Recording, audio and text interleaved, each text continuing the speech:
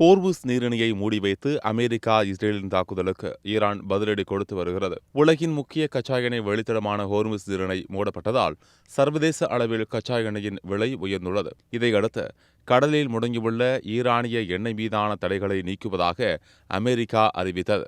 ஆனால் அமெரிக்காவின் இந்த சலுகையை ஈரான் நிராகரித்துவிட்டது. இந்நிலையில் அமெரிக்க அதிபர் டிரம்புக்கு சர்பிரைஸ் காத்திருப்பதாக ஈரான் எச்சரிக்கை விடுத்துள்ளது. இதுகுறித்து ஈரான் ராணுவம், ஈரான் மீது நடத்தப்படும் தரைவழி தாக்குதல் என்பது எங்களது எச்சரிக்கை கோடுகளில் ஒன்றாகும். ஒவ்வொரு எதிரியின் தாக்குதலுக்கும் நாங்கள் ஆச்சரியம் கொடுத்து வருகிறோம்.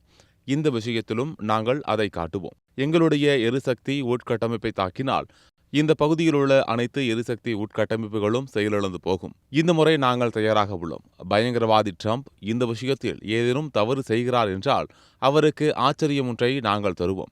எங்களுடைய பூமியிலிருந்து அமெரிக்க இராணுவத்தினர் சவப்பெட்டிகளை கூட அவரால் அகற்ற முடியாது என்று தெரிவித்திருக்கிறது.